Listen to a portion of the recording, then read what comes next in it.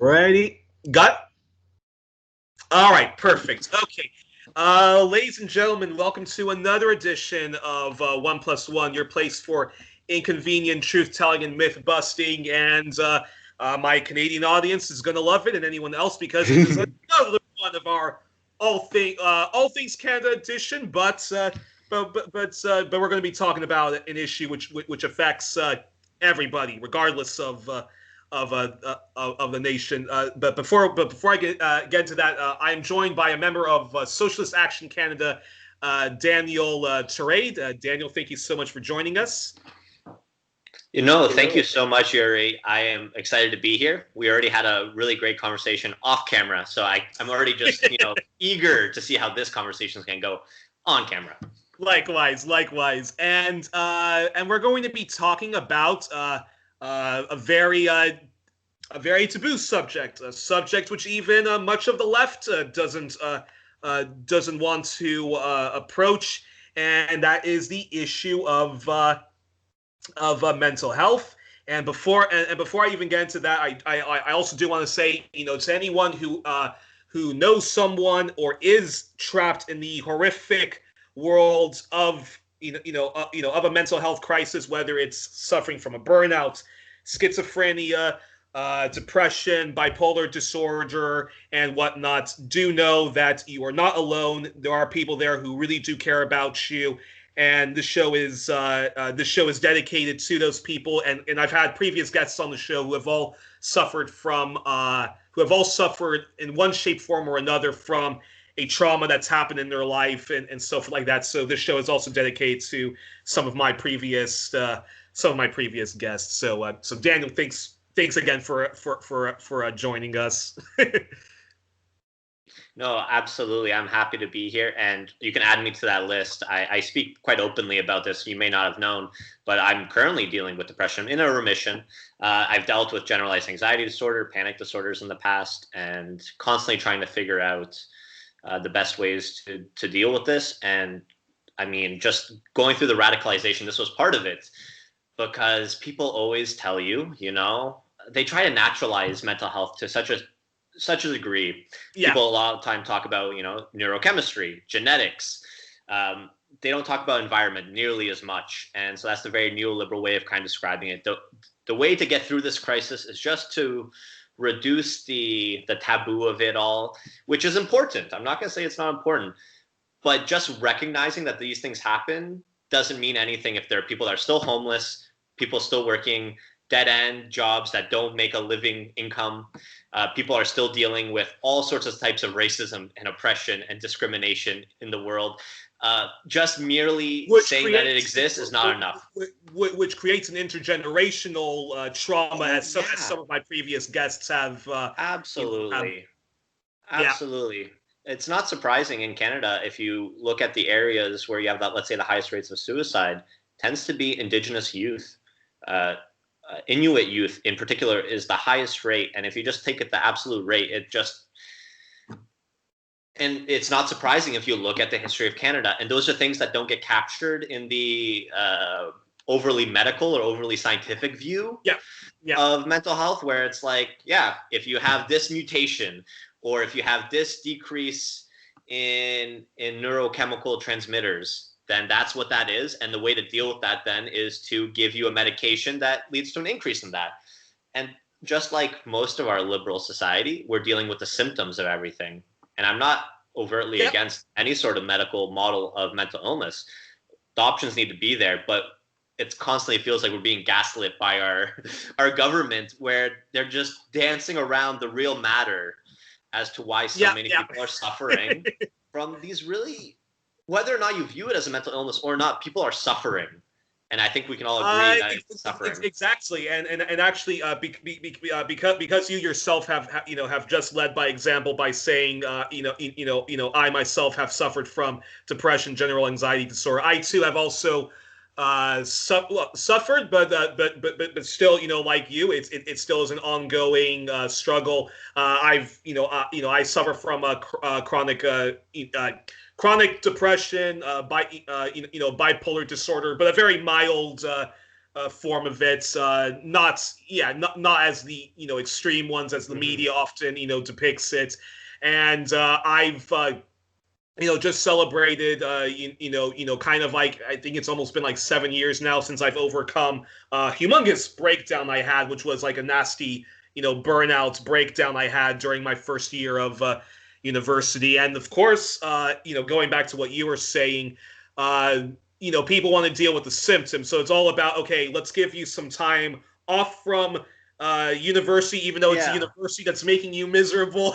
Yeah. and then once you're kind of back to normal, well, you're going to have all right back in, because you have to redo all these classes. And then that just, of course, that that created like a series of setbacks in which at some point it was just like, okay, I am, my mind is back to normal, but I have to leave this university because it's just not we're just not, because they just don't want to deal with with a lot of the reasons why I was having it, which is the systemic issues, which goes into our first which actually kind of already goes into our first question then, which is and don't mind that you have to, and I don't mind if you have to even repeat yourself, which is can you explain then the mental health crisis that's affecting all of us globally, but primarily in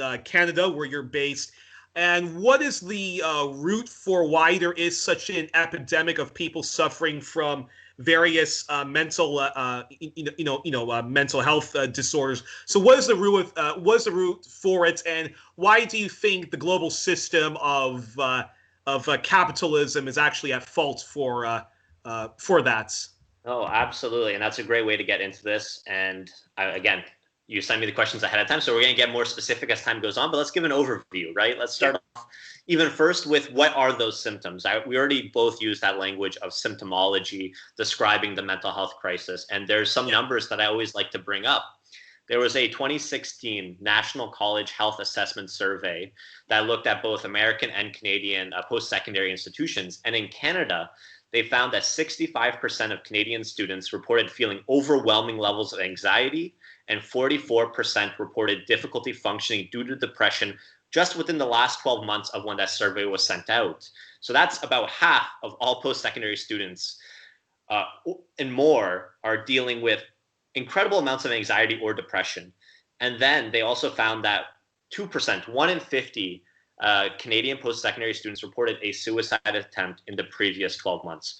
So just think about those numbers. University of Toronto, where I'm a student right now, I'm a PhD student in my 6th year, so I'm almost done. And we're a campus of tens of thousands of students. I'm trying to think across the 3 campuses, we're getting close to like 50, 60,000 students. So if you're looking at 1 in 50, that's 10,000 students who've attempted some sort of suicide. And that's the symptom. Yeah. And so those numbers don't get reported as widely in the media, because if you start looking at that level of symptomology, it almost becomes hard to ask the question, like, what is the root of this? It becomes impossible to ask what is the root of this, because it can't simply be, just half of all people have a genetic defect, or half of all people are dealing with a neurotransmitter imbalance.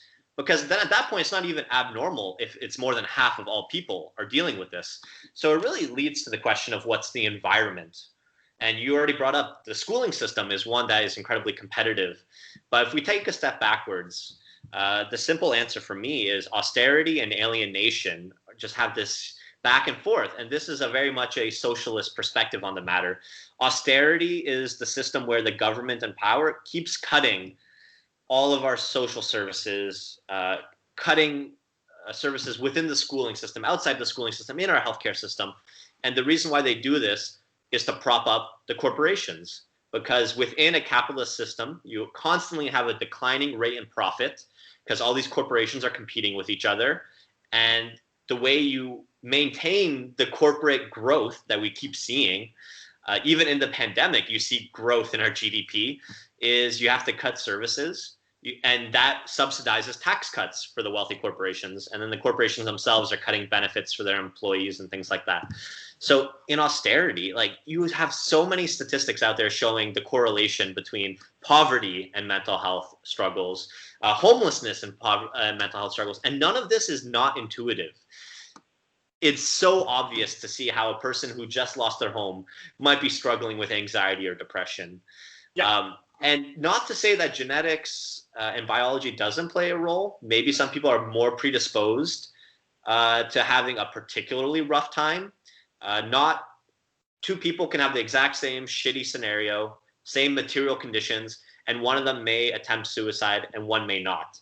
And you might find some meaningful differences in biology, maybe, if you look at large enough cohorts. But that being said, in the age of big omics, so genomics and things like that in science, so I'm a biochemist, so I'm not a genetics person, but even reading those studies, even if you look at families with a familial history of depression or some other mental health condition, you're not finding the same genetic signatures in the parents as you see in the kids or in the siblings, suggesting that even though you can find some noise in the data that suggests there's a genetic, predisposition, honestly, personally, environment plays obviously a way bigger impact, and things like generational trauma could probably explain the hereditary of these things way more than simply looking at the inheritance of things. Yeah, and doesn't the great psychologist, psychiatrist, and addiction specialist Dr. Gabor Mate hasn't he also made the case a lot that he doesn't reject that that genetics might play a part if you have an addictive personality. Of course, your genes might be given to if you have children, might be given to them. But he stressed a lot in the realm of Hungry Ghosts that he thinks a lot of mental health crisis has more to do with just society at large, the economic system. So he was a survivor of World War II, or I think he was just a World War II baby, and his parents were survivors, so naturally his mother, when she had him, was very depressed because she survived the Holocaust, and of course, growing up with that. Later he had his own problems, and Mate has talked a little bit about how some of those problems, long story short, intergenerational, as you were saying. And that's a helpful framework for a lot of people. So we'll talk about it later in terms of how do you treat the struggles of people, I guess. But first and foremost is, I use this term a lot, terraforming society. Terraforming is normally used to describe, like for Mars, make it habitable. But for me, capitalism is almost as inhospitable for human flourishing as Mars might be. So really, we need to make Earth a livable planet for everybody, because those numbers are real, and they're based on asking people. 65% of people in post-secondary schools felt like overwhelming amounts of anxiety within the last 12 months. That is not a hospitable environment for post-secondary students. And then, okay, so that's austerity, kind of. You're cutting everything such that people are left on their own. Austerity means that you're cutting all the things that are accessible to all people, independent of their income, independent of their status in society. If there's a public health care system that people can go to for resources, that's a social security net. That's all been getting cut. In Ontario, it started really ramping up in the 90s under a progressive conservative government led by Mike Harris, where tuition started bloating because the post-secondary schools started getting cut. Healthcare started getting cut. Elementary, secondary school started getting cut. And all of that led to a situation where students had less resources that are accessible to everybody. So some people weren't left behind, but a lot of people were left out in the cold. Alienation is the other one, which just refers to the lack of democracy in our society. We go to workplaces, we go to school, where we have no democratic say in how things are run.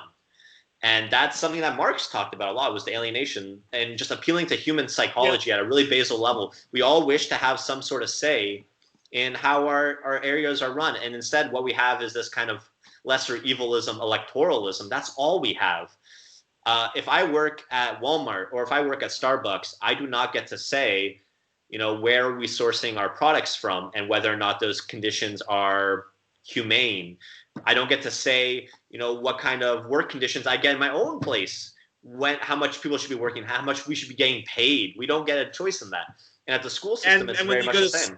And when you go to school, I mean, I remember when I was, when I was, in like kindergarten and stuff like that, and even like in the first and second and third grade, if that teacher was yelling at you for whatever reason, because how because it was so common that teachers would just like yell at you. Yeah. You could not shout back. You had to literally take that all in. Even if they made you cry, you just had to kind of like suck it up, take it in, and you don't talk about it with your with your parents, because you think that, okay, I'm not supposed to talk back to my parents when they tell me off. Therefore, I'm not supposed to talk back to other adults. And even if you do, hell of a price to pay. Yeah. Oh, absolutely. So the alienation goes deep, and that's why. So as a socialist, that's your technique to get to a communist state, which means dissolution of the government, dissolution of even the family unit, referring to this idea where your parents are, and it sounds kind of silly and like edgy to say this, but yeah, your parents you're stuck with them. You didn't choose your parents. And there are a mini dictatorship in that household where they could be and so a lot of trauma obviously comes from people's family lives growing up, whether or not their parents were tolerant of their identity, what kind of the abuse that people experience from their parents. And there's no way around it unless you have some sort of dire, you can get taken away by the government in certain cases. And we see that weaponized in Canada's history as well, particularly with Indigenous people. Yeah. So that's also a very carceral response to a shitty situation, just like the police are a really shitty response to mental health crisis in general. So yeah, absolutely. So ultimately the goal is a system where people are empowered and have their needs met, but outside of these hierarchical systems where people are feeling very alienated. So that's the long and short of what I imagine as a socialist is the root cause of the mental health crisis. And I don't think you can really appeal to anything else in a way that explains everything the way that we're seeing it. And actually, and funny enough, before I even get into more, sort of policy one questions, is that also, with capitalism and there's I hate that term neoliberalism that everybody uses to describe this kind of second dark age, and it seems like an endless dark age that we've been suffering with since the bust of the 70s and the 80s with Reaganomics, Thatcher, Rogernomics, Brian Mulroney, and so forth.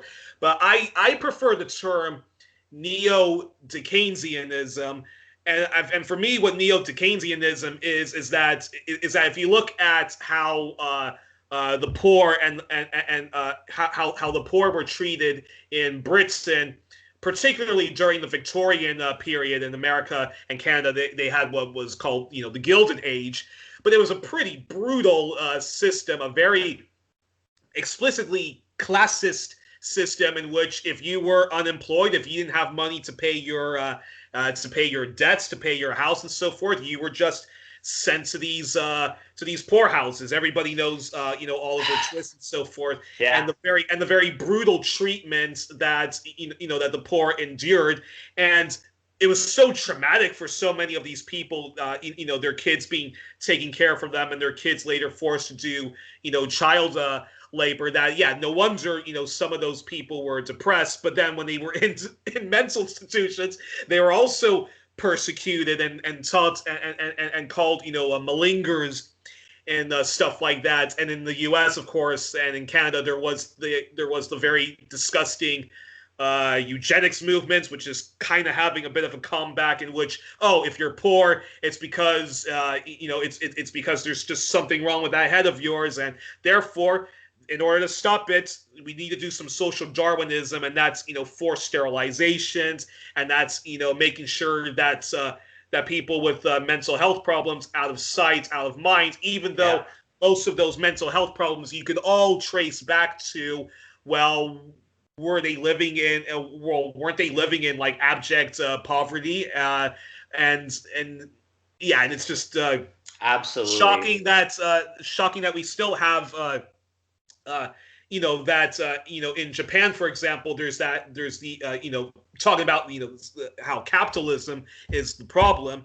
In Japan, there's that epidemic of people suffering from extreme depression and extreme reclusions, hikikomori and stuff like that. So, any thoughts on that and how that's kind of similar in Canada, but maybe not as yeah. No, absolutely, and that's I mean in South Korea as well, you see like really high suicide rates, and it's a system where again a lot of alienation. The working person goes to the office, and there's incredible pressure to succeed in a particular type of way, and ultimately, yeah, there's not a lot of time left in the day to form meaningful relationships. So you're going to work and you can't leave until the boss leaves. That's the corporate philosophy, and you have that to an extent here as well. People are made to feel very guilty for not being productive, because, and that's the guilt of it all. Going through school and everything, because you exist to make someone money, you exist to make profit. So the fact that people feel guilty even having 2 weeks of vacation in a year, and you have people fighting against the idea of guaranteed paid sick days or paid vacation is just, it's crazy to me that that's the situation we found ourselves in, where the people that are really lazing around all day are the people that own the means of production, who aren't contributing anything, and no one really seems to mind, except for celebrities. They get the backlash, I think, from people that have in the working class, because they're the ones in the public eye. There's a whole cottage industry surrounding a documentation of their luxurious lives. And I think just the other billionaires are maybe smarter than that to show off their decadence, because they don't want to be targeted as soon as the revolution comes. So they tend to live outside of the public domain, but they're also living incredible lives of decadence off of our backs and off of our labor. So yeah, it's not surprising that in capitalist societies, like South Korea and Japan, you have this incredible, despite being wealthy societies. That's the thing too. In Canada, we're wealthy, yet the austerity has meant that there is definitely a very large percentage of our society that has not access to anything necessary for the flourishing of people, let alone just the survival of people. Yeah, it's it's incredible, and of course, when we're told all the time, in Australia, in New Zealand, in England, before the Brexit referendum, there was all this talk like, oh, we don't need the European Union, we're the 5th largest economy in the world. And I remember talking with Chris Marsden of the National Secretary of the Socialist Equality Party, and he was like saying, we have millions of people unemployed, millions of people living in living in poverty. We have political prisoners, referring to Julian Assange being tortured right now, and you're having all of these pseudo left people talking about how we should be proud of our country. Yeah, really? Yeah, well, absolutely, and that's the gaslighting of it all, where people constantly tell you we live in the most peaceful times on the planet. There's more equality than ever before. Yes, so yes, it's just yes, just the news making you feel like that. Yeah. But that's I mean, there's maybe a helplessness that is fostered by the media and their depiction of everything, which is intentional. They don't want us organizing around our common identity in the working class and recognizing the ways we're divided up. They don't want that. But at the same time, people aren't feeling anxious or depressed because the media is highlighting how awful the world is. People are struggling in their day-to-day lives. And so your little message at the beginning, I think, is apt, where even just validating, there's a reason, like your reasons for feeling anxious and depressed, like there is some validity there. Often we get stuck in some very toxic patterns of thinking once we're sucked into that hole that keeps us in that hole and maybe prevents us from connecting with other people and organizing and finding ways to address those inequalities we're facing. But like, I had a lot of climate dread in my life, and no psychologist or psychiatrist has ever been able to tell me that my fear of climate change and catastrophic climate change is irrational. No one can tell me that. It's a very rational thought. So then to be simply gaslit into saying that everything regarding mental health is just a irrational manifestation of some genetic thing or some neurotransmitter imbalance. Chemical imbalance. No, it's the same thing to try imagining telling someone, coming out of World War II. Or in my case, my family, we came out of the Bosnian War. We came to Canada as refugees in '95. I was just a year and a half. To tell that person, like, no, it's just irrational. We came here with $5 to our name. It's just irrational. Just take some medication, which my mom did. They took the medication for depression. Maybe it saved their lives. Who knows what would have been different? But you're not dealing with the root of the problem. So and before I get into why mental health care should be merged with a single payer system, because we have because we have called out capitalism and we have denounced the capitalist system. But then what do you say to your fellow Canadians who say, well, the Nordics they have lots of socialism, but they have an epidemic of depression, alcoholism, and whatnot. And then what do you say to those Canadians who say, like, oh, the reason why the working man and the middle class are too spoiled in Canada. They're too spoiled in Canada. We're the better version of the United States. So what do you guys have to be depressed about? Yes, I know Indigenous people live under apartheid, but come on, everything is all hunky-dory. Everything's great when it's Trudeau. Everything's great when it's Brian Mulroney. Everything's great when it's Chrétien, Paul Martin. And it's only bad when it's a Stephen Harper or Justin Trudeau. So therefore, get over yourselves and just exercise a bit more and work harder and stop demanding socialism, which will make us all lazy. What do you say to all of that? So first, I think the Nordic countries are a great example as why social democracy is a dead end. So they definitely won a lot of reforms. They had very, very high union involvement. So they had really large organized working class that was able to pressure the government where they had to do those types of things, not unlike what you're starting to see in New Zealand, not unlike what we've seen at times in the United States with FDR and the New Deal, where there was enough pressure from the working class that the government had to provide reforms. They had to compromise on some things. What they never did in the Nordic countries was collectivize the means of productions. They were always a capitalist country, just one where there was a high rate of taxation on corporations. In Norway, you had the sovereign fund with respect to the oil that was redistributed into social programs. And all that provided good things. There's a reason why the Nordic countries had the highest life expectancy in the planet and fairly high levels of satisfaction. The thing is, all that is starting to now decrease under austerity because you can only hold the capitalist class at bay for only just a certain amount of time with reforms. If they exist, to continue existing, they need to continue growth. And when the economy globally is stagnating, that means that it's going to be the working class that suffers, not the corporations. Eventually, they're going to take back all those reforms that you won. And we see that in the United States. We see that in Canada now. The austerity is such that in Alberta right now, they're really moving hard towards a privatized healthcare system, which if you just imagine back 80 years ago, 60 years ago, I guess, really, with Tommy Douglas and those social democrats, they won that reform that now we're losing. That would not have been lost, or it wouldn't be on the verge of losing if the workers fully controlled the economy. So that's the answer to why the Nordic countries are seeing a massive increase in mental health crises, because the alienation still exists and now the austerity is ramping up. So all the gains that they won before are being lost. In terms of us comparing ourselves to the United States, it's so sad to see that that's all we're willing to accept for ourselves as being slightly better than the United States. Because there's no denying that the material conditions in Canada, generally speaking, again, you always have to provide the disclaimer, well, the Indigenous people are being colonized to death over here, and they don't have access to clean drinking water, and they're still only 20 years out from residential schools, and they're having massive carbon infrastructure being built through their unceded territories. So they always are like, so people tend to just ignore that they exist, and it's like, they're having a tough time whatever. But no, we deserve better. We do. We're one of the wealthiest countries in the world, yet we still have an epidemic with respect to the opioid crisis and homelessness and anxiety and depression. And that's because people are responding to their real material conditions.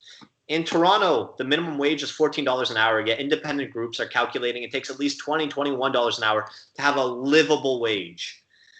Every person deserves at least a livable wage.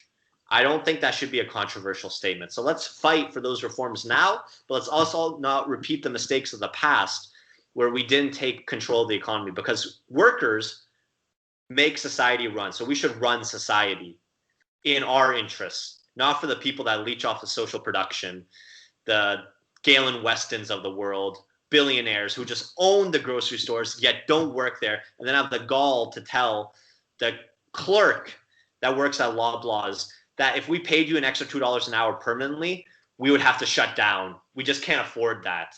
Nah, we say no to that. We organize, we demand it.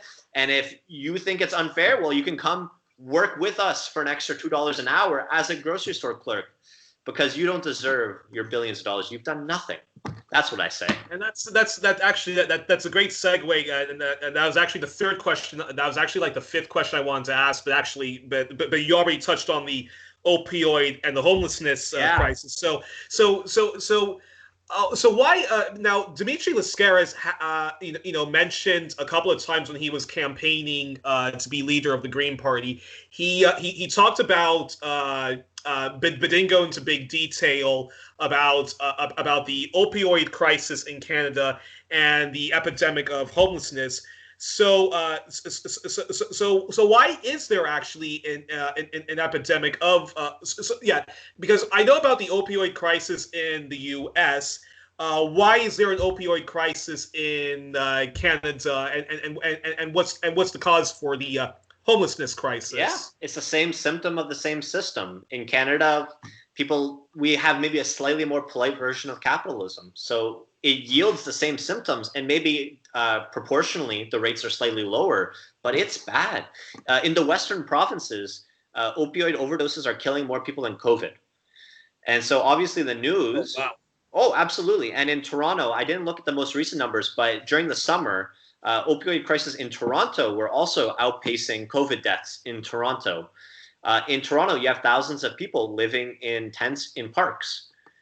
And this is a massive, massive issue in Canada. And these are things, again, where if you want to make the argument that we're better than America, so we should just be happy with what we have, it really involves you walking through your day-to-day life in some of these urban centers with your eyes covered, your ears covered, your nose covered. You have to shut off all your senses to ignore this massive issue. So that's why you have the very arguments coming out where, well, these people don't want to be helped. You know, people appeal to genetics. People appeal to, well, they're just like that. It's just an unfortunate reality. 1 in 100 people are just gonna be addicted. What can you do? Well, the Conrad Blacks, and the Ezra Levants of the world would say, and people who read the National Post, which is one of the more outwardly right-wing corporate outlets in Canada, and people like Rex Murphy would say that Canada is a socialist hellhole. I think Stephen Harper, when he was part of the Reform Party, famously said that that Canada was a northern or a Western European welfare state, and that the people who are unemployed and the people who are bums. He used language like that. It's because Canada is so socialist. It spoils everyone rottenly. The Liberals, the NDP, and in Quebec, and that's why you have these people who are drug addicted. In other words, it's not the capitalist system. Yeah. It's the people themselves who have chosen to be miserable. And that's all bunk.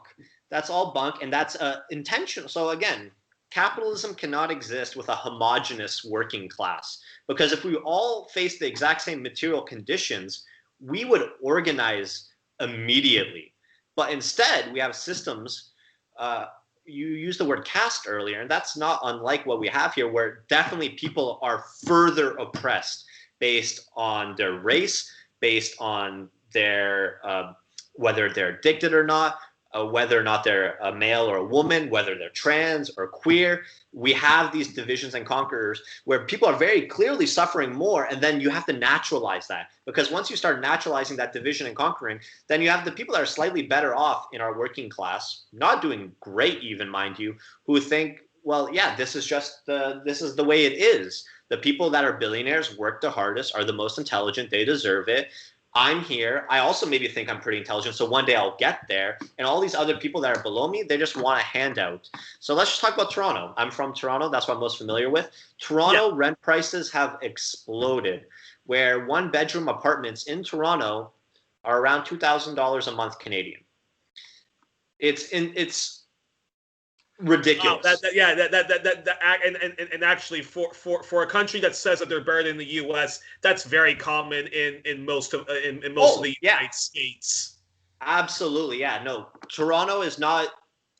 You can compare it to some degree to metropolitan cities like New York, the Bay Area, in terms of how unaffordable rent is in this city. And it's exploded a lot recently. Now Toronto is being said to be one of the biggest housing bubbles in the world, biggest in North America.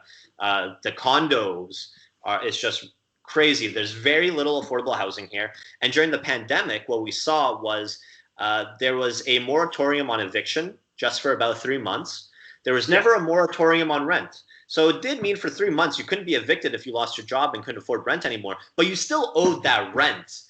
So we're seeing COVID evictions now, and we're seeing people organize around that.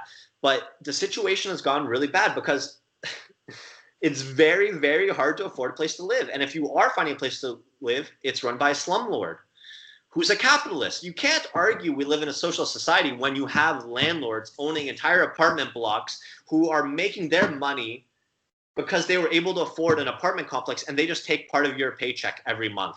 They're not doing any work. They're not doing anything.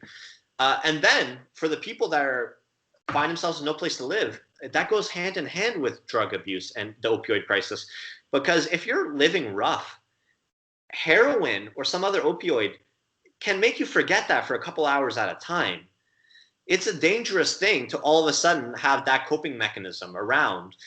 So that's why people fight for safe injection sites, where it's like, well, yeah, we're not going to blame people for using this. It makes sense why people are turning to this en masse. So we want to at least make sure that they're not dying in the streets, which they are at rates more than people are dying of COVID in Toronto. And are people consuming the opioids because they need it as a response to whatever trauma is happening in their life, or because of the big pharma companies intentionally misleading people into however much milligrams of an OxyContin you need for this back pain or for this stuff has made people also very, very addictive. And because because there's no price control on pharmaceuticals, and that leads into the movement for pharmacare. This is why people have just decided that it's better just to rob for heroin or rob a pharmaceutical, consume the heroin, consume the opiates in the heroin fashion.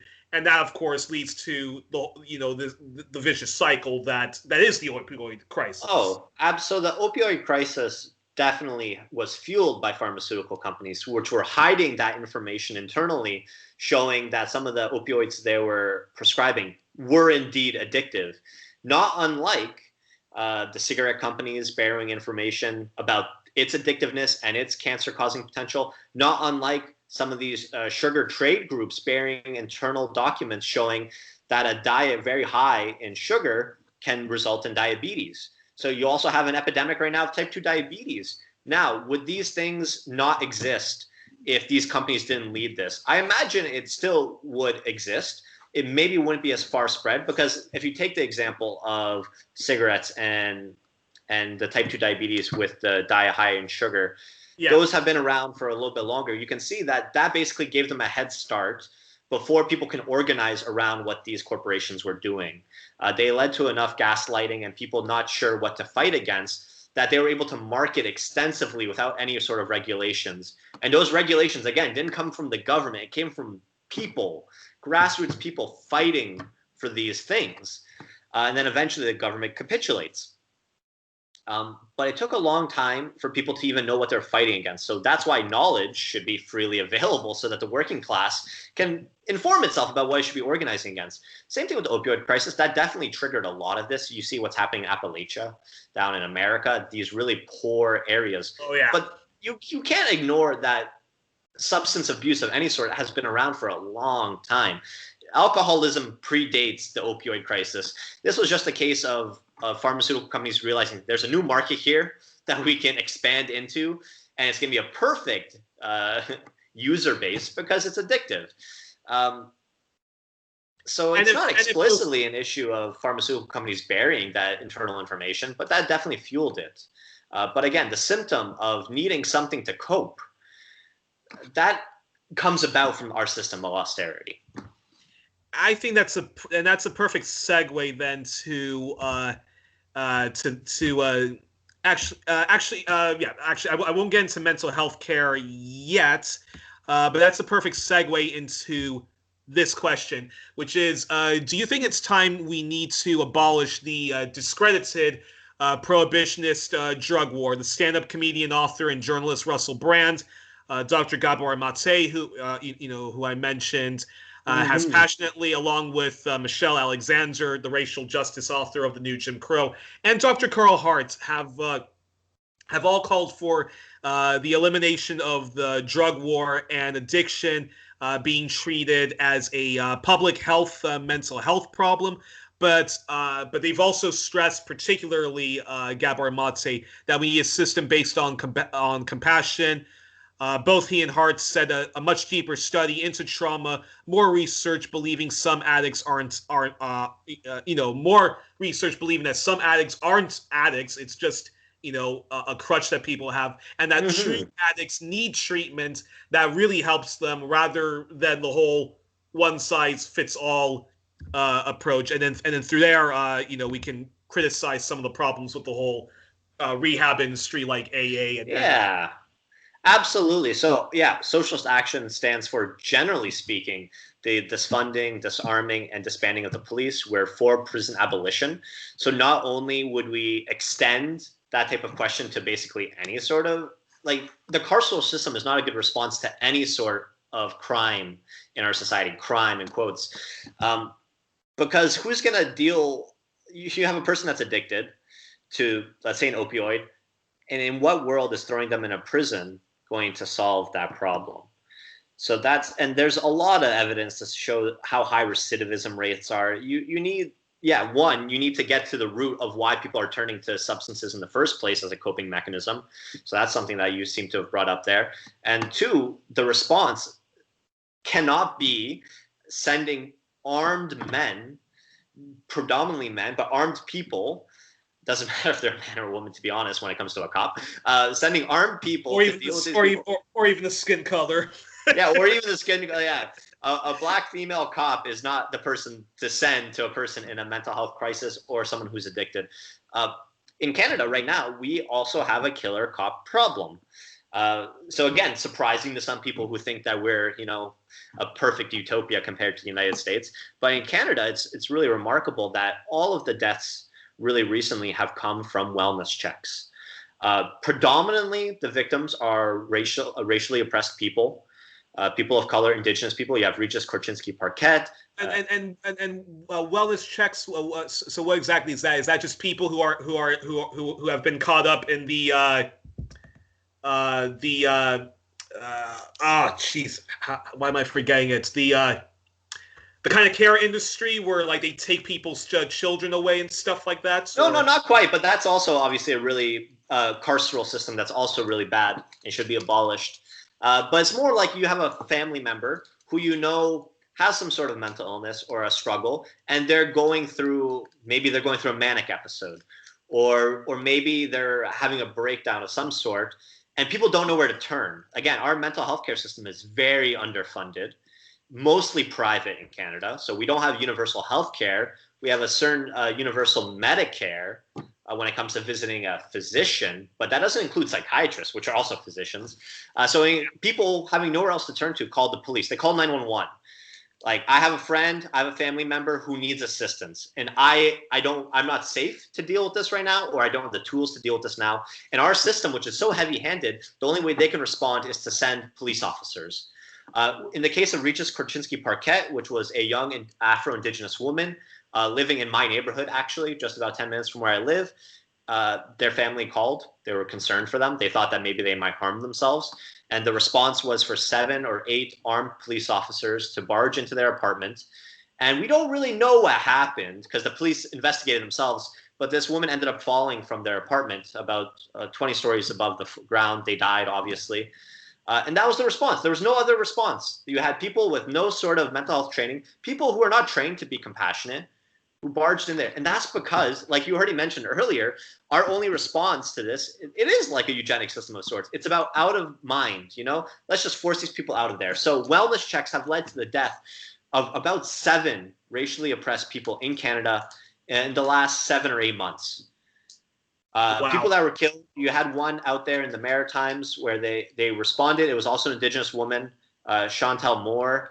And then the police officer arrived. The woman had a knife. So they shot her repeatedly. Same thing in Peel, Mississauga, near where I live as well, just to the west. Mr. Chowdhury, I'm forgetting the first name right now. Same thing. It's a gentleman with schizophrenia. Their family was concerned. They arrived. He had a pocket knife of sort, a really small knife. Again, they shot him dead. In all these cases, the police are absolved of their crimes, of their murder. And so now you have, that's what really precipitated in Canada as well, this fund the police. Like, why are we putting so much money into the police? In Toronto, the police get $1 billion a year. It's insane. One of the biggest costs in our operating. Yeah. We need more mental health care for these people. Not to say that that is the solution to the problem. We need, again, to get to the root of why these people are struggling in the first place. But when people are struggling, the answer is not to criminalize them. So in terms of the drugs and addiction and sending people to prison for non-violent crimes, for consuming marijuana, for consuming cocaine, for consuming amphetamines, whatever it might be, not a solution. And you can actually go a step back and see, why is the state motivated by this solution? Well, one, they get free labor, free slave labor in the prison industrial complex. It gives people an excuse to harass areas where people are organizing. There's a really great, not a great interview. There was an interview with one of the Nixon advisors, where back in the 60s, their biggest opposition was the Black Liberation Movement. You have the Black Panthers and you have the anti-war movement. So their response was to associate each of these groups with either heroin or marijuana, criminalize those heavily, and now you have a legal excuse to bust into their meetings, bust into their houses under the pretense of drug busts. You can arrest their leaders, you can disrupt their meetings, and just like that, you can turn public discourse against these people. And that still happens. Right now in Toronto, we're criminalizing homelessness. There is a bylaw now that you can evict homeless people from parks. From parks. At this point, they don't have a home, a permanent address. They're getting kicked out of the parks. At this point, where do you want them to go? Obviously, that's not the concern of the state, but they don't like the encampments that are popping up because these have become hubs of organization. You have people living rough, but they are organizing, and you have other allies coming into those places, providing supplies, helping them build permanent encampments and organize around demands to address these concerns. They don't want to be living in encampments for the most part, but they have found community where the city has provided none. And in those communities, people are now organizing around the austerity.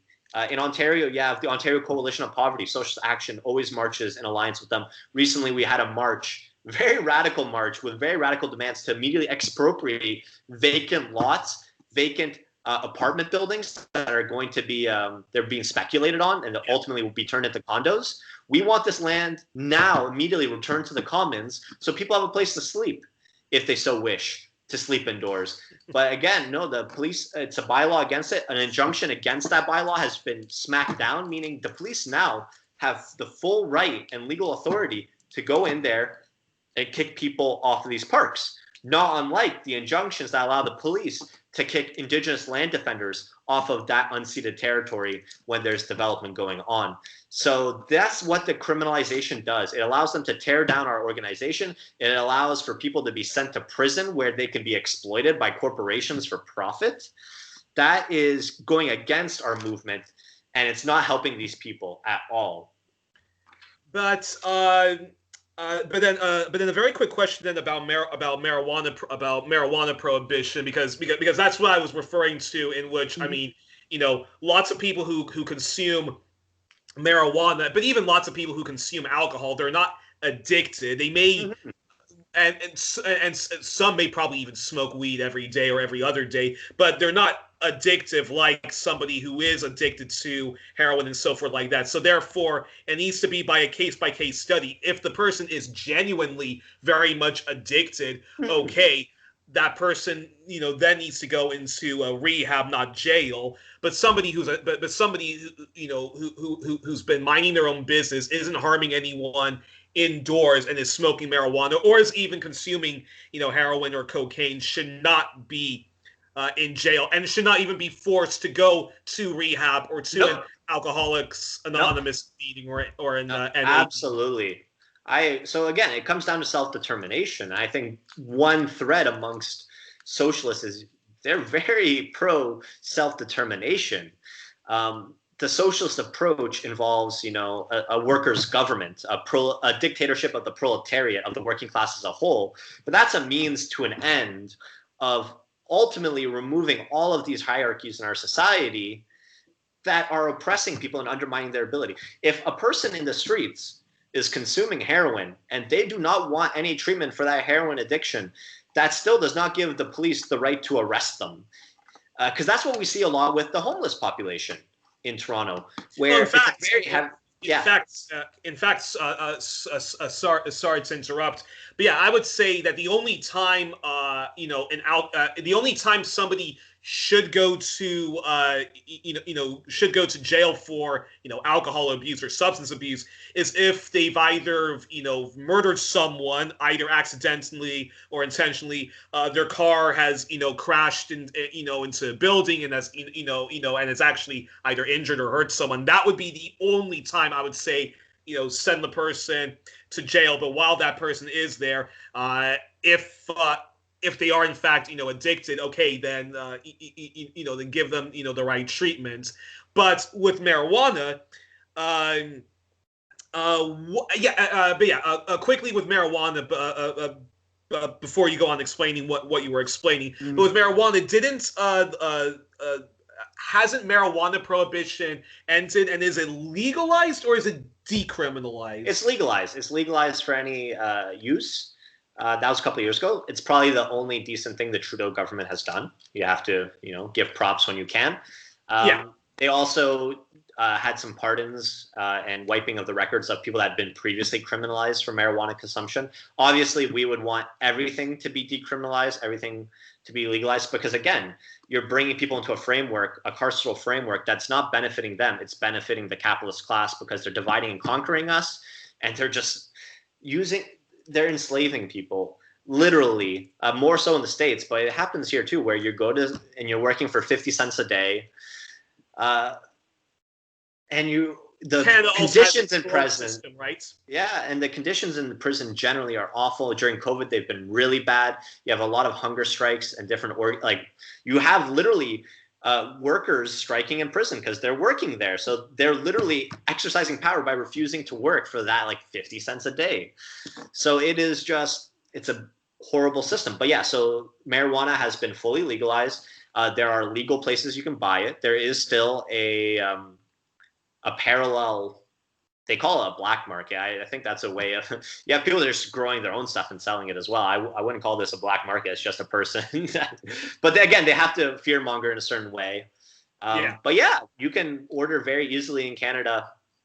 Go to a government-run website and order however much pot you want to your house. There are quite a few limits as to, I guess, actually how much you can purchase, have on you, how many plants you can grow yourself, which I wouldn't want any of those limits to exist. But yeah, that's one of the good things they've done. And that's what we should extend and continue to fight for going forward. Because again, someone who has consumed cocaine, why is that the line to be drawn now where that person needs to be punished?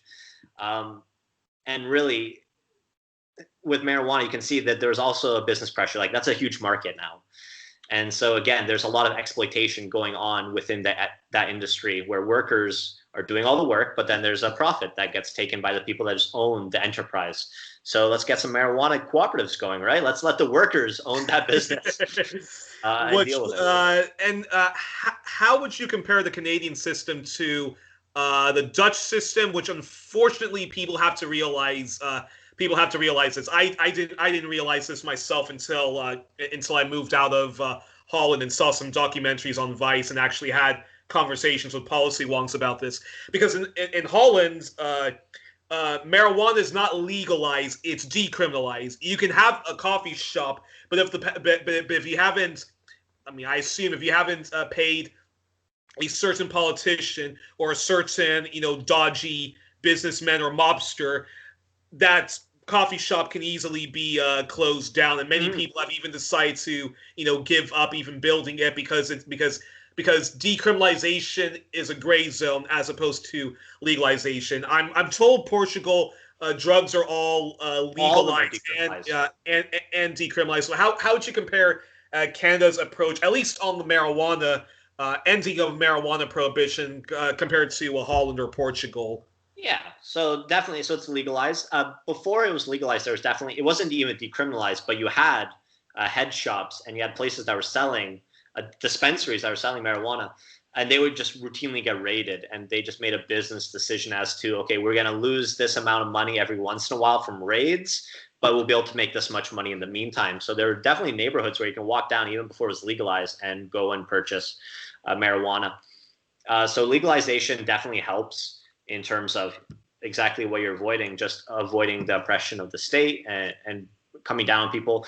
It needs to be extended. So it's not maybe a bad transitional demand to demand immediately all decriminalization, no people going to jail for drug offenses whatsoever. Carl Hart is for that. He's definitely for that. He says that like no addict or nobody that's doing harmless recreational drugs should be in jail, period. And in that system of the new Jim Crow that Michelle Alexander articulated.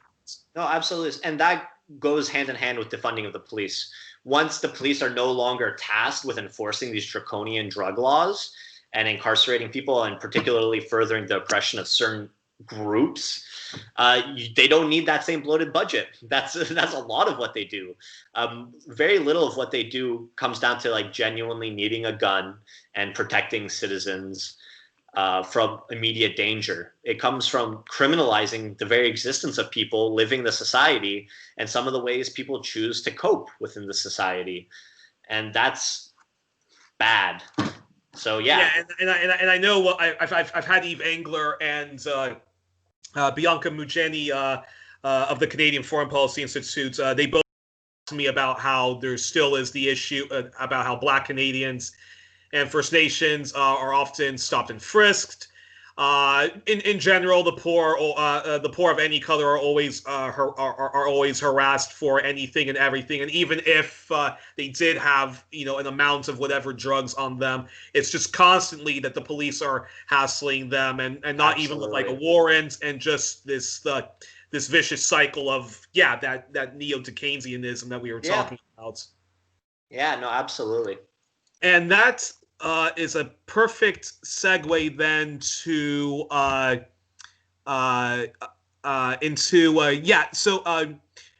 very briefly, but before we talk about mental health care and how that should be merged with a single payer system, do you think Alcoholics Anonymous and Narcotics Anonymous and the other anonymous approaches, are you of the opinion that there's sort of junk science and just a segue into making people kind of into born again Christians, and that we don't need to be done, we don't have to stop that approach, but that we need to do a different approach as opposed to the sort of one size fits all policy. The reason why I asked that is because there was a book slamming Alcoholics Anonymous and the different anonymous approach by I believe the authors are Lance and Eric Dodds, who are addiction specialists and work in mental health and addiction facilities. And they think that that because we still have the issue of addiction, and then people needlessly getting involved in the criminal justice system, and in these ridiculous, overpriced private systems of addiction and mental health, they think that okay, if we're going to even have an approach to addiction, we need to stop with the one-size-fits-all policy of Alcoholics Anonymous, and they were very outspoken in their criticisms towards AA and NA in general, describing it as junk science. I agree with that. So I agree particularly, like, it's not about banning it either. It's about having those options available to different people. Different people are going to respond to different things. So Alcoholics Anonymous, Narcotics Anonymous definitely has a certain spiritual and a particular, like a narrow spiritual lens to it. It's very Judeo-Christian, exactly, very giving yourself up to God kind of thing. And some people respond to that. You have success stories in that system. But from what I understand, a comparison of the success rates amongst different types of programs puts it at the bottom, or at least near the bottom. So that, like, I can't go into more in terms of what might be more effective, but definitely you need to have different approaches for different people, and you need to enable the self-determination of people. Some people are not going to sign up for a system that makes them do certain things. And some people can't even, it's just not accessible to certain people. I mean, the whole idea of drug rehab, and like, again, you mentioned it earlier, it's become a cottage industry. A lot of money is to be made from that. It's a very generally private system, and that's why it's always so associated with celebrities that, go away for a couple of months between shooting movies or whatever. Because they can. Most people cannot do that. That being said, if that's a system that would work for some people, I think that should be provided. Again, someone's economic, like if that is the most effective system, literally being able to go to a supervised place for 2 months, secluded, focus on different things, get away from certain stressors, then that should be provided for people, not just for the ultra wealthy.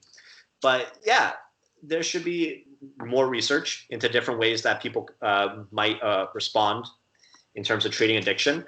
Those should not be forced on people. And again, if a person declines treatment, that should be respected. The psychiatric system has there's a lot of distrust towards it because of how people are not treated autonomously there. And it's a big philosophical debate, I guess, whether or not you should listen to a person with schizophrenia when they go in. The history of mental health in institutions, unfortunately, has been one of oppression. It's been one of people who were only depressed because of the capitalist system. Yes, I know that the USSR also. I know people were also depressed there because of the system. Yeah. There, but that's a whole nother issue. But the fact of the matter is, if you have an oppressive government, capitalist, Soviet Union, and whatnot, the reason then why people are depressed and why maybe productivity is not what it should be is because people are oppressed, and if you're constantly oppressing people, that it's only natural that you're going to be depressed. But then the issue shouldn't be, okay, you're in a mental institution, and if you do and if you do not do what we say at this mental institution, which are also like jails, in which you go to bed at this specific time and so forth, that just creates more of a trauma, right? I agree. So absolutely. And for people that aren't familiar, and I've had the displeasure of having to go with friends to emergency services in the mental health hospitals. And I mean, once you enter the waiting room, you're not allowed to leave. You're not allowed to leave. If you want to leave, they will restrain you or they will sedate you, because the idea is once you decide to enter into that facility, you're admitting that, you're distressed.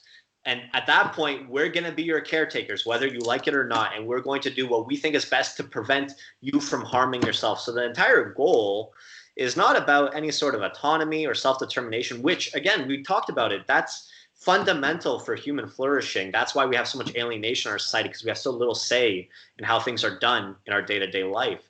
But to see it firsthand and have a medical professional explain to a friend of mine who is in a really bad place be told, yeah, the wait time is going to be about 3 to 4 hours. No one's allowed to come in with you. You can't leave once you're in here. You can't bring in any of these items. Good luck. And you have a lot of stories, again, of people coming from different racially oppressed groups, people being misgendered and not having their identities respected in those types of ways, because it has to go based on your legal name, your legal, what's on your document. So it's a very...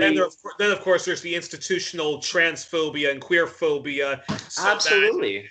Because you have some people who even say that... and I mean, I don't want to get into it, but you do have some people who say, a person who identifies as as a man or a woman, but we're not born that way. They're mentally ill, and therefore they should not have the right to self-determination to become a man or a woman. Absolutely, and so the history of psychiatric care, again, the use of restraints, sedation. That was something where before we went into the hospital, we had to come up with a plan where I could be their advocate if they are all of a sudden too distressed to be able to advocate coherently for themselves. And part of it was, I absolutely refuse any restraints or sedation. We didn't end up going into the emergency room because of their policies were just too draconian. Too much, yeah. It was just like, I feel like I'm going to be worse in there because I'm going to have to be by myself with a bunch of medical professionals, and I don't know how things are going to end up. And I know I'm not going to be able to choose anything along that route. There's a great memoir I read by Ellen Sachs, a woman with schizophrenia, and they talked about their system going through psychiatric care in the United States and in England, and just the amount. They described the worst moments being the restraints and the sedation, those types of things, made everything so much worse. Where for months, every day, they would be restrained to their bed under this pretension of preventing you from harming yourself. Whereas in their words, the worst harm they endured was the restraints and was the medication they were forced to take.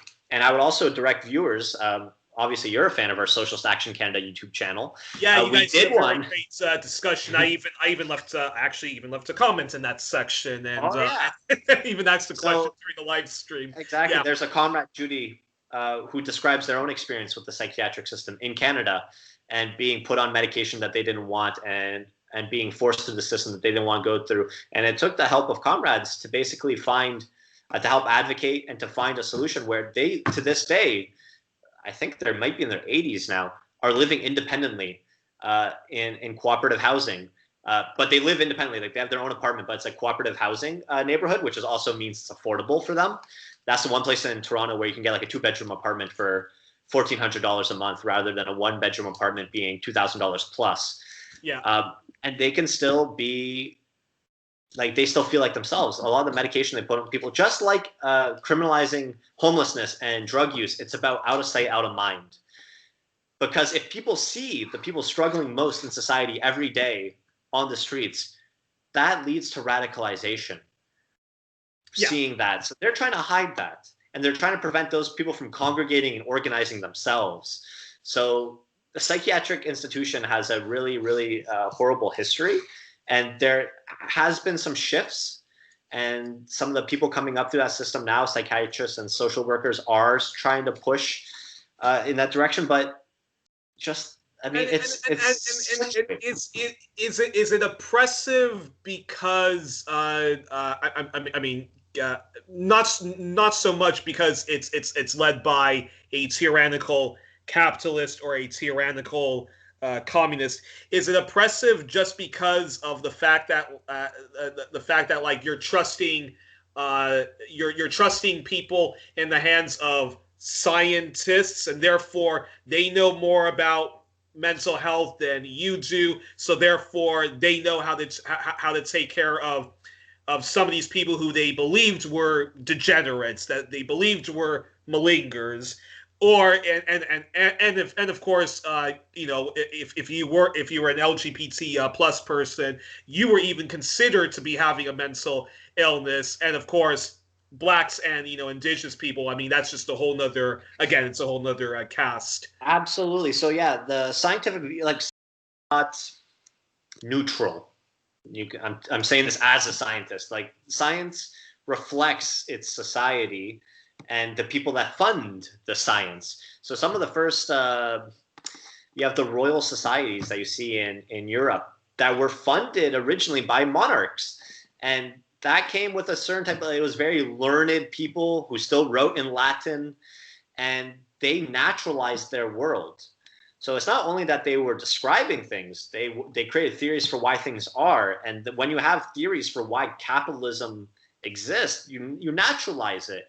And you begin naturalizing all the symptoms of capitalism as being inherent to people. You also have a certain subset of people. And that's where a lot of this race theory would come out of, where it's like, yeah, we have a lot of people that seem to be struggling maybe even more, probably not because of slavery or anything like that. It's just because they're genetically inferior, they're predisposed to alcoholism or whatever, impoverished people. It's just a genetic thing. So you have this recursive process. Eugenics movements, yeah. The eugenics movement flows naturally out of that, because if that is the reality, where you just have a subset of people who are genetically less fit, then why don't we speed up natural selection? And sure, these people will suffer in the meantime, but at least we'll arrive at our utopia soon enough, which ignores entirely that scarcity is endemic within capitalism. Capitalism does not exist. It cannot exist with everybody being a billionaire, wealthy person living that life of luxury, because you need a working class that is subjugated and generates profits for a capitalist class. That's how the economy works. And obviously, like, the history of women, and I mean, where all the psychiatrists were male and everything got written off as you're just hysterical. That's just what that is. So representation is a big thing. So that's one reason why things are slowly changing now, is representation is increasing. But until you have a class analysis, it's going to be, I think, hard to fully explain all the symptoms you're seeing in society. So at least the best I can hope for is individual healthcare practitioners at least being compassionate to the individual and trying to, help as much. You probably see that more in social work rather than in psychiatry, though, which is still super, super medical. Which was also the issue with social sciences.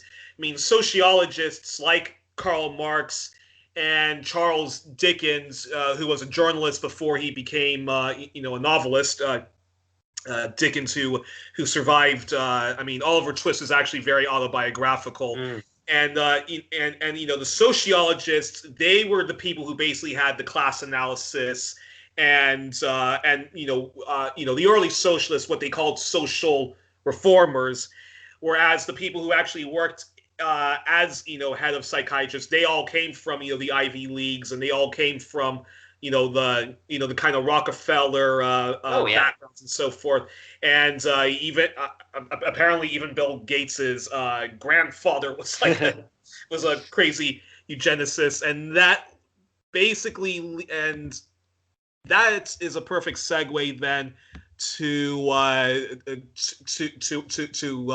this question then, and it kind of goes and we're it kind of goes all for full circle, which is make the case then to a global audience why mental health care needs to be merged into a single payer system of healthcare, and then explain why so many in the mental health care professionals are opposed to such an idea, which ironically would help alleviate the financial stress one often goes through when they're engaged in seeing a mental health professional, because I can definitely vouch that it is too expensive going to see a psychologist or a psychiatrist, and even the costs of medicines. As you mentioned, mental health care is completely excluded. Psychiatry is completely excluded from the semi single payer healthcares that we have in all of Europe and in much of the world, in Canada. No, absolutely. So in Socialist Action, we say we need a full, comprehensive, universal healthcare system from the cradle to the grave, from your toes to the roots of your hair. So including dental care, which isn't included in the Canadian single-payer system, including physical therapy, including vision care, and including mental care. Those are some of the really and universal pharmacare. A lot of our drugs are subsidized here by the government, but not all of them. Including the Zoloft I'm currently taking from my depression. I get some coverage through the university as a student. If I wasn't a student, it'd be about $50 a month, which adds up to about $600 in a year, which is not trivial. But even that is a lot cheaper than the private cognitive behavior therapy I have to take, which is $250 a session. So I've spent during the pandemic several thousands of dollars for my own mental health care. Despite having some coverage from the university as a student, but I have no other private health coverage. And there is a certain amount of mental health care embedded within our healthcare system at the hospitals. The wait times are ridiculous. There are reports of people after being discharged from emergency for a suicide attempt, not being able to see a psychiatrist or a mental health care professional for over 6 months. You have a person that was brought to the brink and still the system cannot provide for them. There's a Statistics Canada administered a survey in 2018, found that almost half of Canadians who self-reported needing mental health services were not having these needs met. So that's half. Most of that was regarding some sort of psychotherapy or counseling. People's needs for psychiatric medicines were being met. And you can imagine there's a lot of profit to be made from that industry. And that's why there's a pretty big counter current of people against that model of treatment, because it, again, is only addressing your symptoms of your mental illness, whatever it may be, or of your struggles. It's addressing that desire to kill yourself. It's addressing that anxiety and the panic attacks. I mean, people get prescribed sedatives for panic disorders, and it could work. You take a lorazepam. I was prescribed those in the past. You have a panic attack. Who cares what your panic attack was brought on by? Just pop a nice sublingual tablet, you'll dissolve, and you'll feel okay. And how is that really different from the person that then takes heroin to maybe deal with their coping mechanism? Well, it's just maybe heroin's more accessible for that person. They don't have a family doctor that could prescribe them a lorazepam prescription, you know? So absolutely, it needs to be encompassed. It needs to expand. It needs to greatly expand it behind this drug-first approach. Because I can see my family doctor, they can prescribe me a medication for something. I don't have to pay to see my family doctor out of pocket.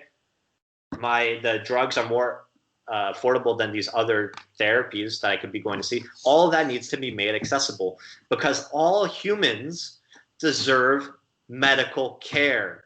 That's necessary for human flourishing. That's the socialist argument. Basically, like it comes down to an inalienable human right. All humans deserve vision care. All humans deserve dental care. All humans deserve physical therapy if they need it. All humans deserve. Why? If I could not, these glasses too, I had to pay so much out of pocket for these glasses. There's no vision care in Canada. I have to pay $100 out of pocket. Eye doctor. I can definitely relate to that. to that. It's crazy. So if my family came out of poverty. A lot of this was luck. A lot of this was support from friends and family that not everybody has access to.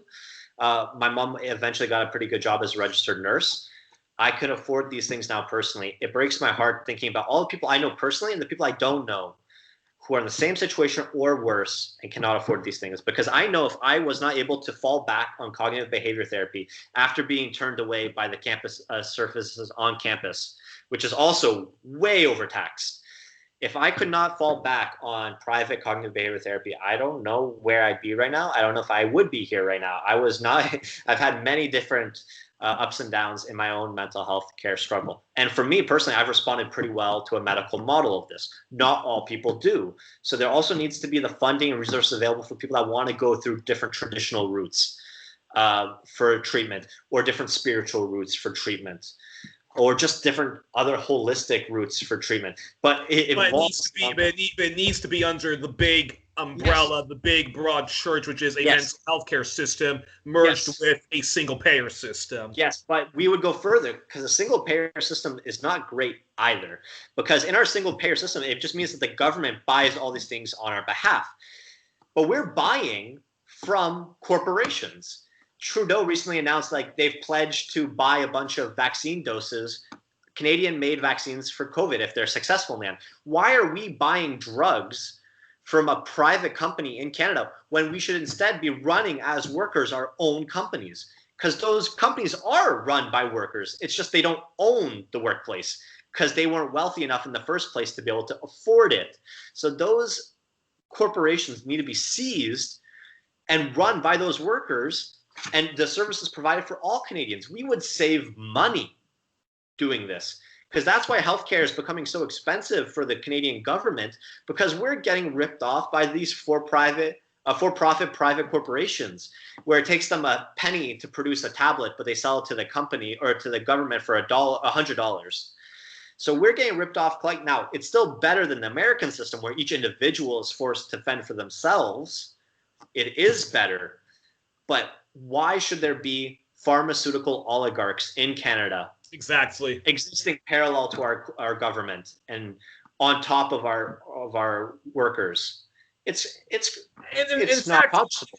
In fact, again, you hit the nail in the head that this is a systemic problem of capitalism. And since we live in a globalized world where the world economy is basically in the hands of the the 1%ers, the plutocrats, the rival oligarchs, and I had to mention this because my best friend and my kindred spirit who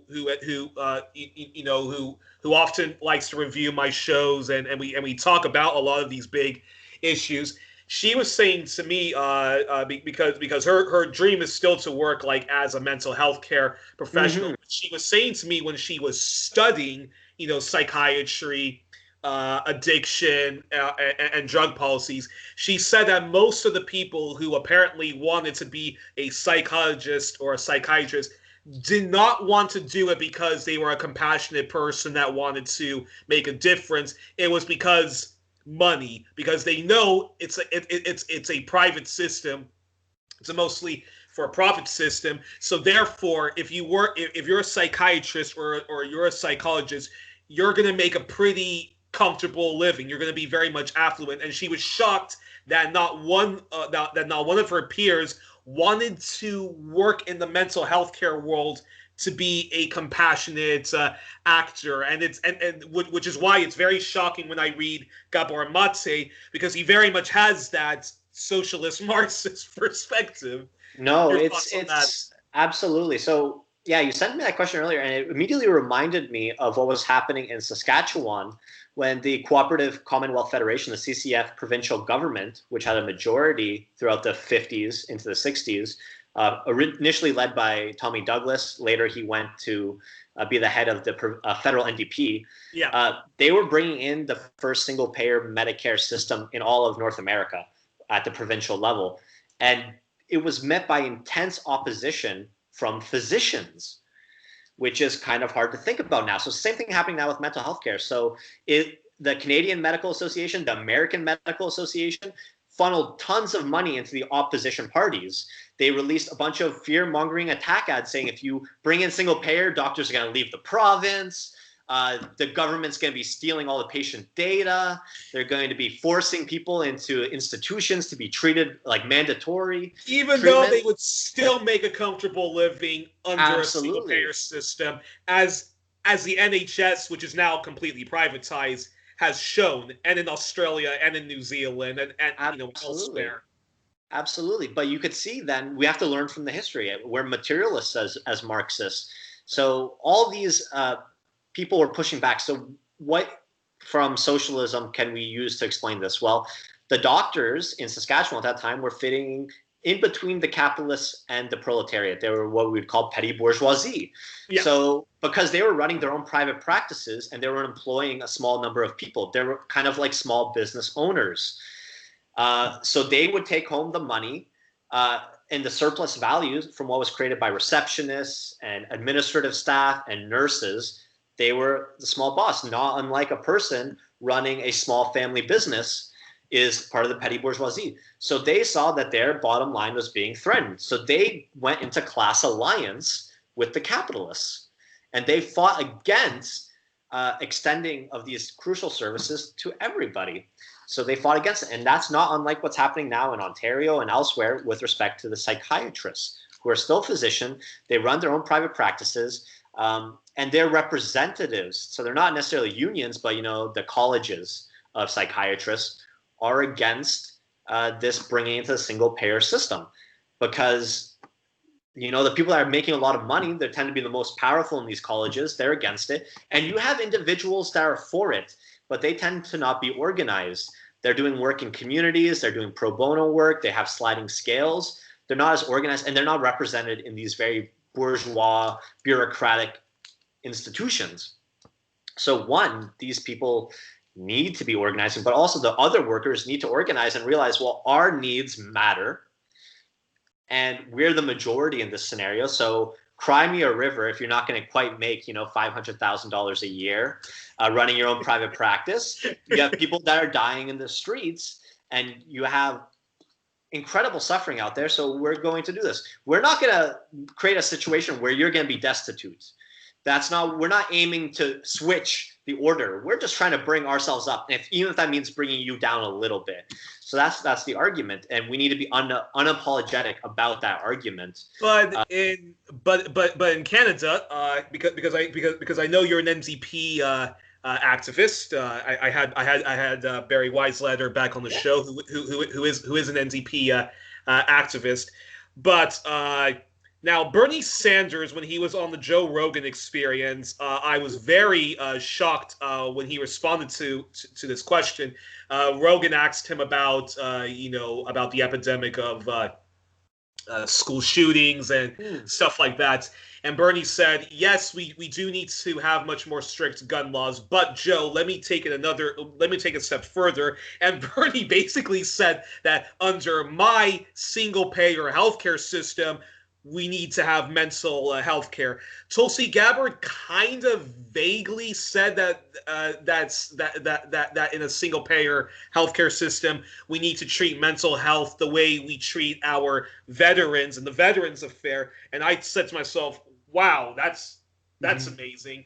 And then yours truly, Dimitri Lescaris, and then Chris Williamson, former MP of Derby North in England. When I interviewed him, he not only talked about ending the drug war, but he said that when if we were to ever take back the NHS and nationalize healthcare again, mental health needs to be involved in it. But I don't hear, or at least I don't know of any NDP politician or the leadership that says that mental health needs to be merged in a single-payer system. I've only heard Dimitri Lescaris talk about that idea, and Miriam Haddad to an extent, but they're of the Green Party, not the NDP. Yeah, no, absolutely. So the NDP, this last federal election, adopted universal pharmacare as part of their platform. So that was one of the steps forward, which the NDP Socialist Caucus, although we were not credited with being the driving force, we've been organizing around that as an issue for a long time. So eventually, the NDP could no longer neglect the left wing of its own party. It had to keep them on board because we're the ones that fight the most in the streets and connect with workers and in the unions. But no, you're right. Honestly, the NDP federally, they're to the right of someone like Bernie Sanders. But the thing is, our sister party in the United States does not support Bernie Sanders because he does not belong to a Labour Party. Because in the end, our support for the NDP is not because we endorse their ideas. Again, their vision for Canada is still, like you said, liberal, diet liberals, very, very light, some modest reforms that would be great if enacted. But that's not what we're fighting for. We're fighting for worker control of the commanding heights of the economy. We're fighting for worker control over all levels of organization in the country. The reason why we're in NDP is a tactical decision. That's where the unions are. That's where the organized workers are. We can't not be where the organized workers are. From that, a revolutionary party will emerge, and we hope to help be part of the nucleating force behind that. If Bernie Sanders was part of a Labour Party in the United States, then we would also lend critical support to him. The thing is, all the candidates for the Democratic Party, they all agreed, no matter who wins, we'll support the victor, the nominee. So Bernie Sanders right now is supporting Joe Biden, who does not have any such policy. Exactly. In fact, and is to the right. Exactly. In fact, and even when a school shooting does happen, or a spontaneous act of violence does happen, where the person clearly had mental health issues, which were just snowballing, avalanching into something big. They talk a whole lot of crap about how, yes, we need guns aren't the issue, it's mental health, but they don't talk at all about how are you going to give mental health care if it's astronomically expensive. And going back to what this whole conversation is all about, a systemic issue. Mark Ames, who wrote a fantastic, very underrated book called Going Postal, Rage, Murder, and Rebellion from Reagan's workplace to Clinton's Columbine. And Mark Ames explicitly said that the epidemic of office place shootings, where the term "going postal" came from, and school shootings, all has its roots in the Reagan Revolution, where, going back to what you were saying, we're constantly in terror when we go to school. We don't have any democracy in the workplace, and that led to so many people just getting completely shell-shocked that they decided to take revenge by office place massacres or school shootings. And none of this is going to end unless we really do have a whole socialist revolution, and mental health care does need to be in place of a single payer system, which will improve in Canada, and of course the U.S. desperately needs that single payer revolution. Absolutely.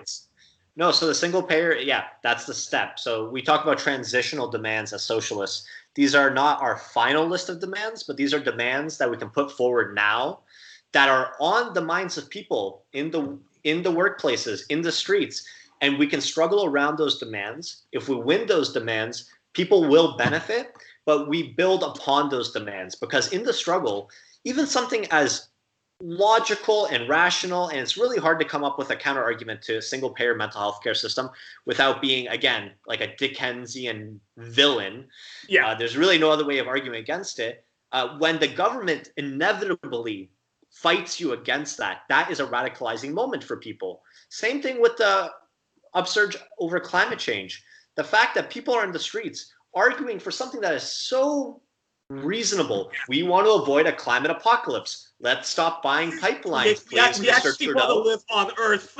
We actually want to live on Earth. Have a sustainable economy, not this for-profit system in which existence as we know it is all going to end in a heartbeat if we do not radically push back against the climate-killing policies. So such a reasonable demand to make, and when inevitably the liberal government says, well, we need to make this pipeline, otherwise we're gonna lose too many jobs, or we're gonna be selling our oil for too little money, or whatever. That's a radicalizing moment, and then the struggle goes forward. So the transitional demands are very strategic around what to organize. So organizing around something like universal pharmacare and universal mental care is a transitional demand, because that's on the minds of people today. People see the need for this. And if you even take the opinion polls, people are in favor of this.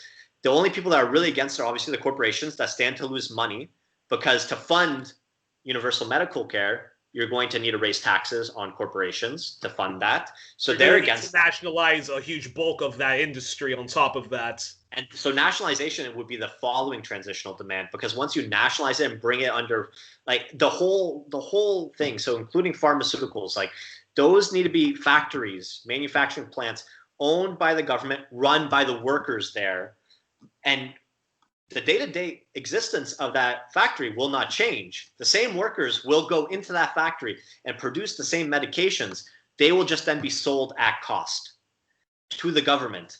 So after you pay the workers a salary, and they should be a fair, livable salary once you pay them their benefits and everything, once you take into account, the utilities and the raw materials, then you sell the finished product to the government at cost, and that gets given to the people. That will save the government money. The only people that would lose money, and they would lose a tremendous amount of money, are the capitalists. And I say tough luck, because you're not providing anything of value in society. You are holding us hostage by keeping that factory in your hands. You did not earn that. Even if you are a self-started entrepreneur who didn't inherit it, that factory and the value came from so many people, so much public investment in the sciences that established all these different things you're producing. You did not do anything. You are a leech. You're a parasite. So yeah, we need to take that fully under control. And then when you have democratic workplaces, the workers are empowered. The sky's the limit as to what we can achieve at that point. People are now engaged in the process. They're engaged in their workplaces. They're exercising their democratic rights. People are able to debate each other around what will be needed for workers in our society. Alienation starts dissipating. People are being empowered.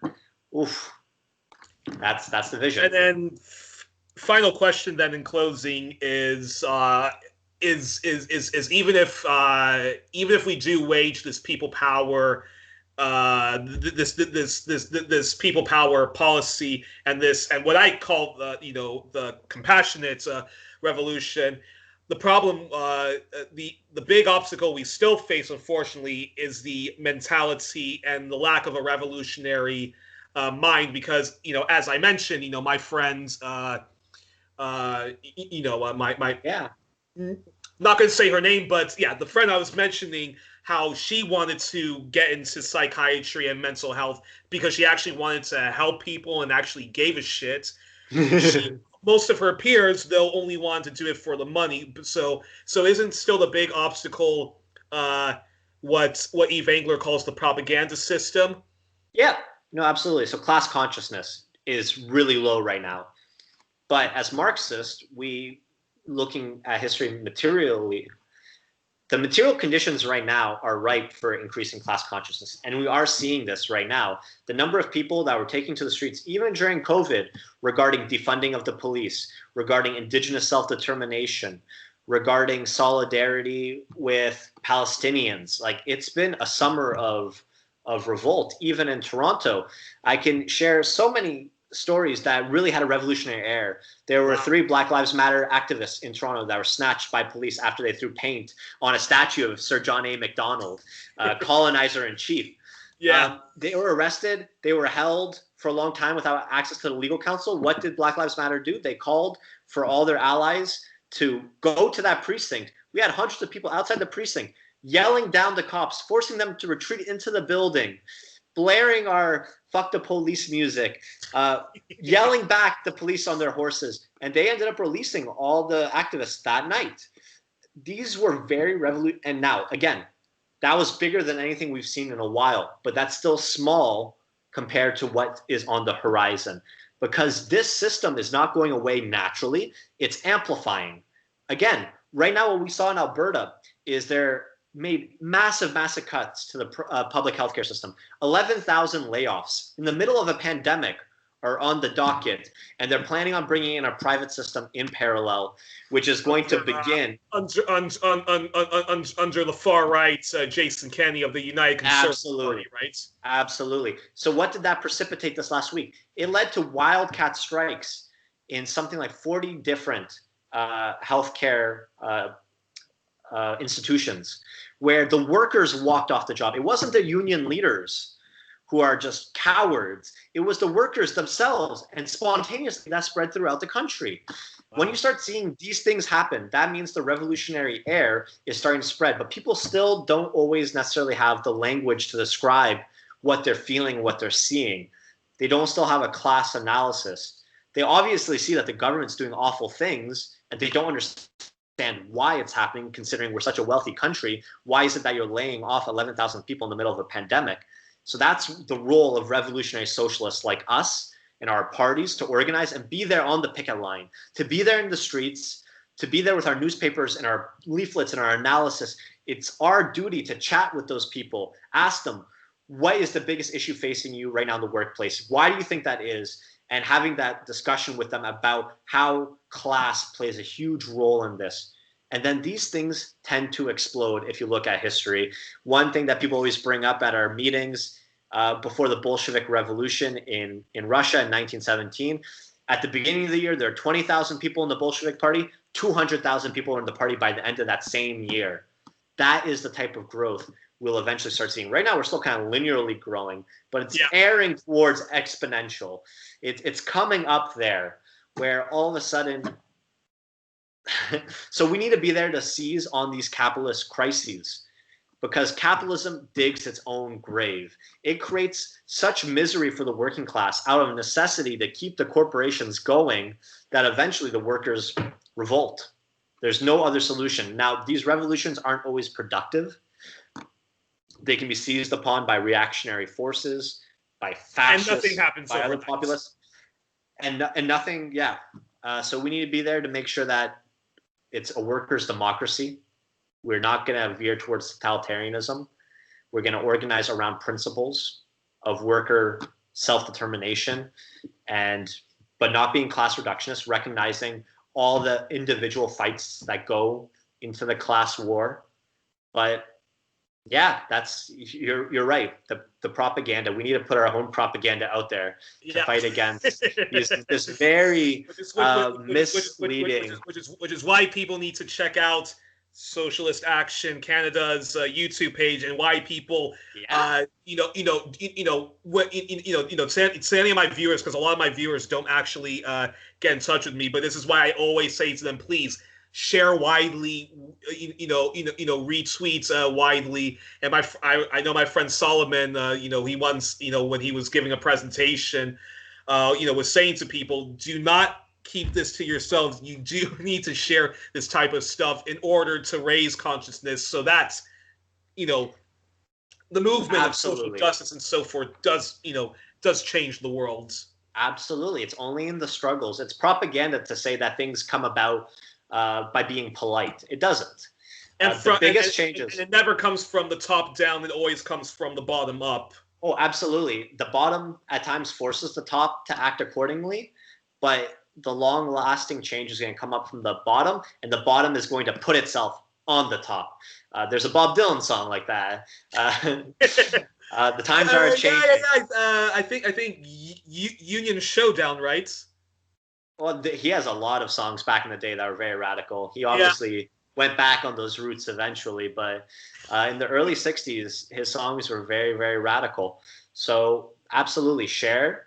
Get involved. Socialist Action Canada is just one of quite a few revolutionary parties, but we believe in the United Front. We believe in agitating within the unions and the NDP, because that is where workers come to meet. And we're not class reductionists. We're very much pro self-determination on the national question with respect to Quebec, with respect to Kashmir, with respect to Palestine. That is our view. So if that's something you align with, socialistactioncanada.ca is a great place to also check out. You can find us on Facebook, YouTube. If you're in any of the many cities that we're active, you can meet us also on the picket line or in the streets at marches, putting these demands forward to the masses. Well, on that note, ladies and gentlemen, we were joined on this very special edition of 1+1 with Daniel Tarade. I'm going to link to Socialist Action Canada, where people can find your work and so forth. And before I end this recording again, to anyone who is suffering from mental anguish, whether it's depression, burnout, and so forth, manic depressive disorder, do know that you really are not alone. You may feel you're alone. You may not even have the right support you're getting, but no, you're not alone. And please join People Power movements. Sky's the limit. So, Daniel, thank you so much for joining us. I hope this will be the first of many conversations. Oh, absolutely. Bring me back anytime. Definitely. And keep up the brilliant work. And I hope once this pandemic finally goes away to get the chance to come to Canada so I can start making roots with all of you guys. So absolutely. Well, thank you so much, Youri, and have a wonderful day. Solidarity. Likewise. The people unite will never be defeated, and power to the people. Death to the neo-Dickensian pigs. Yes. Yes. Here. All righty.